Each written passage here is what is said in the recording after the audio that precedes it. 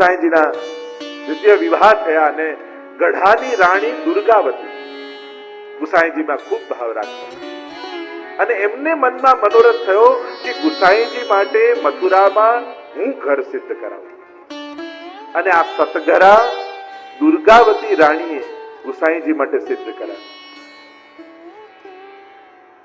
સાતે લાલજી ને ગુસાઈજીએ એક એક સ્વરૂપ સેવામાં પધરાવ્યું.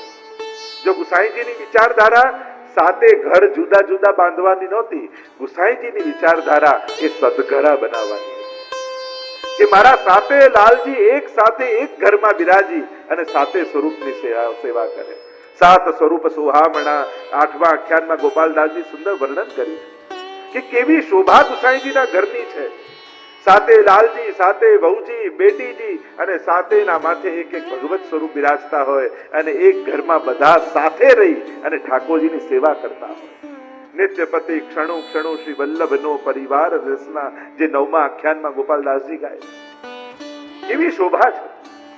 સાતેને જુદા પાડવાની વિચારધારા ગુસાઈજીની નથી. ગુસાઈજીની વિચારધારા એક ઘરમાં સાથે સેવા કરેલી છે અને આમ સતઘરા બનાવી સ્વયં ગુસાઈજી ત્યાં આવીને બિરાજ્યા છે. સુંદર રીતે સેવા થઈ રહી છે. સાત સ્વરૂપ સોહામણા, બધાના માથે એક એક ભગવત સ્વરૂપ બિરાજે છે. એકવાર ગુસાઈજી પરદેશ કરવા પધાર્યા. મહાવદ સાતમનો દિવસ, જેને આપણે શ્રીનાથજીનો પાટોત્સવ પણ કહીએ છીએ. ખેલના દિવસો ચાલતા હોય ત્યારે શ્રીનાથજીના પાટોત્સવનો દિવસ આવે, મહાવદ સાતમ. ગિરધરજી પધાર્યા છે શ્રીનાથજીના દર્શન કરવા અને શ્રીનાથજી બિરાજે છે ગિરિરાજજીની ઉપર જતીપુરા. મૂળ મંદિર ગિરિરાજ શ્રીનાથજીનું ત્યાં છે અને ત્યાં બિરાજે છે. અહીંયા ગુસાઈજી બિરાજમાન, એમનું ઘર છે મથુરા અને અત્યારે ગુસાઈજી પરદેશ કરવા પધાર્યા છે અને ઘરે સાતે લાલજી અને સાતે વહુજી છે. સ્વયં ગિરધરજી પધાર્યા છે શ્રીનાથજીના દર્શન કરવા અને શ્રીનાથજીએ એ સમયે આજ્ઞા કરી કે ગિરધર મોકું તુમારો ઘર દેખવે આનો, કે મેં સાંભળ્યું છે કે કાકાજીનું નવું સુંદર ઘર બન્યું છે. સાંભળ્યું તો છે પણ જોયું નથી. એ ગિરધરલાલજી, મારી ઈચ્છા છે કે હું તમારી સાથે કાકાજીનું ઘર જોવા માટે આવું, ગુસાઈજીનું ઘર જોવા માટે આવું. અરે બાબા, હજી કઈ તૈયારી તો છે નહીં. શ્રીનાથજીએ કહ્યું, ઘરે આવવામાં કઈ તૈયારી કરવાની? ગુસાઈજીનું ઘર એ મારું જ તો ઘર છે. અને એમ એ સમય કહેવાય છે કે ગિરધરજીએ શ્રીનાથજીનું સ્વરૂપ કેવું છે, કેટલું મોટું.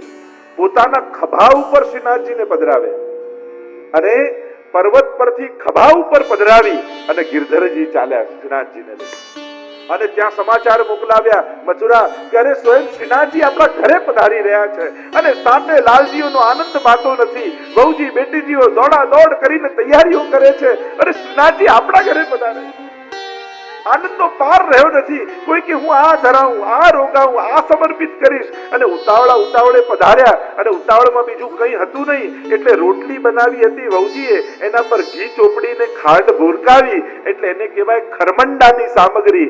આજે પણ મહાવત સાતમ હોય ત્યારે શ્રીનાથજી બાવાને ખરમંડાની સામગ્રી આરોગ્ય એટલે શ્રીનાથજી પધાર્યા. અરે આપણા ઘરે શ્રીનાથજી પધાર્યા છે, કેવો આનંદ આપણા ઘરે ભગવત સ્વરૂપ બિરાજે, એનો આનંદ વૈષ્ણવને કેવો હોય તો વલ્લભકુલને શ્રીનાથજી પધારે તો કેવો આનંદ હોય. બધા જ વહુજી બેટીજી કળશ લઈને આવી ગયા, શ્રીનાથજીનો જયઘોષ કરવા લાગ્યા. વાતે ગાતે શ્રીનાથજી બાવાને પોતાના ઘરે પધરાવ્યા છે. ખેલના દિવસો ચાલે છે, ખેલની બધી જ તૈયારીઓ કરી રાખી છે. તો હાથમાં ગુલાલ, અબીર, ચંદન, ચોવા, પિચકારીઓ કે સુદાના રંગથી ભરી રાખી છે. પ્રભુને આખો ખેલનો સાજ સિદ્ધ કરી રાખ્યો છે. શ્રીનાથજી બાવાને પધરાવ્યા છે અને હજી લાલજીઓ ખેલાવે એના પહેલા તો શ્રીનાથજી બાવાની મુઠ્ઠી બંધ હતી, એમાંથી લીધો ગુલાલ અને શ્રીનાથજીએ લાલજી પર નાખ્યો અને ચારે બાજુ હોરી હે એવો આનંદ થયો. બધાને જો શું સમર્પિત કરીએ. ગુસાઈજીના ઘરમાં સાતે લાલજી પાસે જે કાંઈ હતું એ બધું ભરી ભરીને લાવ્યા અને શ્રીનાથજીની સેવામાં સમર્પિત કરી છે. જે કાંઈ હતું આ તો માનો સમર્પણનો ઉત્સવ બની ગયો. ઠાકોરજીએ કહ્યું, તમને અપનાવવા જ પધાર્યો છું. બેટીજીના નાકમાં એક ચૂક રહી અને શ્રીનાથજીએ કહ્યું, તમે બધું તો ધરી દીધું પણ હજી એમની પાસેની એક ચૂક છે એ પણ મને આપી. ઠાકોરજી બધું જ સ્વીકાર કરી લીધું. એવો આનંદ આવ્યો, એવો આનંદ આવ્યો. ઠાકોરજી આજે અમારું સમર્પણ સિદ્ધ કર્યું. છેક નરસી ચૌદસી સુધી શ્રીનાથજી બાવા સદગરામાં બિરાજ. માનસી ગંગા શ્રી હરિદેવ ગિરિવર કી પરિક્રમા દે. આમ જ્યારે પરિક્રમા કરતા કરતા વૈષ્ણવ બોલતા બોલતા ગિરિરાજજીની પરિક્રમા કરતા હોય, કારણ કે અહીંયા હરદેવજીનું મંદિર છે. આ હરદેવજી કહેવાય છે કે પ્રભુના પ્રપૌત્ર વજ્રનાથજીએ આ હરદેવજીની સ્થાપના અહીંયા કરી હતી. અને આમ હરદેવજીને આપણે વંદન કર્યા, મહાપ્રભુજીના બેઠકજીને વંદન કર્યા, ગુસાઈજીના બેઠકજીને વંદન કર્યા. આપણી પરિક્રમા આગળ ચાલી અને વૈષ્ણવ ભાવથી ગાન કરો. પરિક્રમા ધીરે ધીરે જતીપુરા તરફ જઈ રહી છે. એક એક સ્થાનો પ્રભુની દિવ્ય લીલાના વચમાં આવતા જાય. અને જ્યારે વ્રજયાત્રા કરવા નીકળ્યા હોય વૈષ્ણવ, નાના નાના ગામોમાં પણ પ્રભુની અનેકવિધ લીલાઓ થઈ છે. તમે ગિરિરાજની પરિક્રમા કરો ત્યારે દાન ઘાટી આવે અને ત્યાં દાની રાયજીનું મંદિર છે, એમને આપણે વંદન કર્યા. આ એ સ્થાન છે જ્યાં ઠાકોરજીએ વ્રજભક્તો પાસે દાન માંગ્યું હતું. દાન એટલે આપણે ભૂદેવને દાન આપી એ દાન નહીં. અહીંયા દાન એટલે દાણ. આપણે કે દાણ ચોરી. દાણનો અર્થ થાય કર, ટેક્સ. જ્યારે ગોપીજનો દહીં દૂધની મટકી લઈ અને મથુરા વેચવા જાય ત્યારે ઠાકોરજી લકુટિયા લઈને સખાઓની સાથે ઉભા રહી જાય અને કહેવા લાગે, અરે વ્રજનો રાજા તો હું છું, કેમ કંસને આપવા જાઓ છો? લાવ મને આપ. અને ન આપે તો ઠાકોરજી ઝૂંટવી લે. ભક્તો પર અધિકાર કરવાની લીલા એ દાણ લીલા છે. દાન ને દાણ. જો આપણે ત્યાં દાન એકાદશી આવે, વામન દ્વાદશીની પહેલીની એકાદશી એને દાન એકાદશી કહેવાય. વામન દ્વાદશી અને દાન એકાદશી બંનેમાં દાનનો પ્રસંગ છે. ફરક એટલો છે, વામન દ્વાદશીમાં ઠાકોરજીનો હાથ આમ છે અને દાન એકાદશીમાં ઠાકોરજીનો હાથ આમ છે. વામન દ્વાદશીમાં યાચના છે અને પોતાના માટે નથી માંગ્યું, એ તો દેવોના હિત કરવા માટે માંગ્યું છે. જે પણ મળ્યું પોતે ક્યાં રાખ્યું? પોતે તો દ્વારપાલ બન્યા. બીજા માટેની લીલા છે. પણ દાન એકાદશી બીજા કોઈ માટે નહીં, પોતાના માટે લીધું છે. વ્રજભક્તો પર પોતાનો અધિકાર જતાવ્યો છે. કારણ કે જેમ ગવર્મેન્ટને કોઈ ટેક્સ ન ભરે તો શું ભેગું થાય? બ્લેક. એમ ભગવાને આપેલું ભગવાનને ન આપે તો એ બધું કાળું જ છે. અને ટેક્સ ન ભરો તો શું થાય? રેડ પડે. તો ઠાકોરજીની રેડ પડવાની લીલા દાન લીલા છે. કારણ કે છે પ્રભુનો અધિકાર અને ભક્તો પ્રભુને ન આપે ને કંસને આપવા જાય. ઠાકોરજી કે બ્રજનો રાજા બ્રજરાજ હું છું અને ગોપીઓની આગળ ઉભા રહી જાય, દાન ગ્રહણ કરે, ભક્તો પર પોતાનો અધિકાર જતાવે. જેમ રાસલીલા છે ને એના 4 અંગ છે. રાસલીલા એટલે કેવલ નૃત્ય જ નહીં, પણ એમાં 4 લીલા હોય: દાન, માન, ખેલ અને રાસ.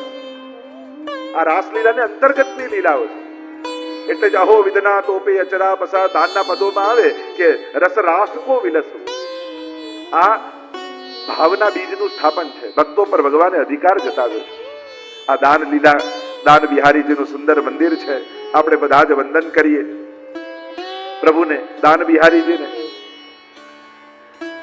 અહીંયા આસ્કરન દાસજી ભક્તની ચરિત્ર આવે છે. આસ્કરન દાસજી ગુસાઈજીના સેવક અને એવી અનન્ય આસક્તિ અને નિરોધ ઠાકોરજીમાં સિદ્ધ થઈ ગયો. જ્યાં વ્રજમાં જાય ત્યાં ઠાકોરજીની બધી જ લીલાઓ એમને પ્રગટ દેખાય. તો બધે દર્શન કરતા કરતા આ દાન ઘાટી પર આવ્યા. અને જ્યાં દાન ઘાટી પર આવ્યા ત્યાં એમને સાક્ષાત અંગે આસ્કરન દાસજી પર એવી કૃપા ગુરુદેવની હતી કે એમને વ્યસન અવસ્થા સિદ્ધ થઈ ગઈ હતી. એક ક્ષણ પ્રભુ વગર રહી ન શકે અને જ્યાં જાય ત્યાં પ્રભુના પ્રગટ દર્શન થાય. અને એટલા માટે આપણે તે વાર્તા સાહિત્યમાં એમના ચરિત્રમાં એવી કથા આવે છે કે યુદ્ધે એકવાર સામેના રાજ્યવાળાએ ચઢાઈ કરી એમના પર, પોતે રાજા, અને ઠાકોરજીએ કહ્યું જા પ્રજાનું રક્ષણ કર, યુદ્ધ કર. પણ એમના મનથી તો સદાય ભગવત સેવા ચાલે, એમનું ચિત્ત તો સદાય ઠાકોરજીની સેવામાં રહે. તો ઇતિહાસમાં એમ વર્ણન કરવામાં આવ્યું વાર્તામાં કે યુદ્ધ લડી રહ્યા છે પણ લડતા લડતા ઠાકોરજીને રાજભોગનો સમય થયો છે. એટલે યુદ્ધના મેદાનમાં પણ મનથી ઠાકોરજીની સેવા કરી રહ્યા છે. અને ત્યાં એવો પ્રસંગ આવે છે એમના જીવન ચરિત્રમાં કે રાજભોગમાં ઠાકોરજીને કઢીનો ડબરો ભોગ ધરવા જાય છે અને ત્યાં યુદ્ધના મેદાનમાં ઘોડાને ઠેસ વાગી અને એમને એમ થયું કે ડબરો ઢોળાયો અને ઇતિહાસ એમ લખે છે કે ત્યાં યુદ્ધના મેદાનમાં એમના કપડા કઢીવાળા થઈ ગયા, એવું ઇતિહાસમાં નોંધાય. એવી સેવામાં આસક્તિ. અને ગુસાઈજીએ પણ એમ કહી રાખેલું એમના બેટીજીને કે આસ્કરદાસી આવે ને તો ઠાકોરજીને ભોગ ન ધર્યું હોય ને છતાં એમને લેવડાવી દે, કારણ કે એ તો સદાય ભગવદ રસમાં રહે છે, પછી આખો દિવસ ભૂખ્યા રહે, એમનું શરીર બીમાર થઈ જાય, એટલે ભલે પ્રભુને ન ધર્યું હોય છતાં એમને લેવડાવી દેવું, કારણ કે એમના તો હૃદયમાં ઠાકોરજી બિરાજે છે. એકવાર બેટીજી ઠાકોરજીને રાજભોગનો થાળ ભોગ ધરવા જતા, એટલામાં આસ્કરદાસી દેખાયા. ગુસાઈજીના વચનો યાદ આવ્યા અને તુરંત એમને લેવડાવી દીધા. ફરી બીજો રાજભોગ સિદ્ધ કર્યો ને પછી ઠાકોરજીને ભોગ ધર્યો. અને ગુસાઈજી આરતી કરવા માટે પધાર્યા, જુએ તો ઠાકોરજી મંદ મંદ સ્મિત કરી રહ્યા છે. ગુસાઈજીએ પૂછ્યું કે બાબા આજે આપ આમ હસો છો કેમ? ત્યારે ઠાકોરજીએ કહ્યું કે કાકાજી આજે રાજભોગ હું 2 વાર આરોગ્યો. 2 વાર કેમ? કે એક વાર તો રાજા આસ્કરદાસજીના હૃદયમાં બિરાજીને અને ફરી રાજભોગ સિદ્ધ કરીને બેટીજી આરોગ આવ્યો, એટલે 2 વાર રાજભોગ હું આજે આરોગ્યો. આવા સ્વાનુભાવ એમને ઠાકોરજી. એમના જીવન ચરિત્રમાં દાન ઘાટીના પ્રસંગમાં આવે છે કે જ્યારે પરિભ્રમણ કરતા કરતા દાન ઘાટી પર આવ્યા અને જુએ તો એ દાન ઘાટી ઉપર કાંધા પર કાળી કબળી, હાથમાં લઠ્ઠ લઈ અને ઠાકોરજી ગોપીજનોને રોકી રહ્યા છે અને દાન માંગી રહ્યા છે. અને જ્યાં આ લીલાના દર્શન પ્રગટ સ્વરૂપે આસ્કરદાસીએ કર્યા અને એમના મુખમાંથી પદ સરી પડ્યું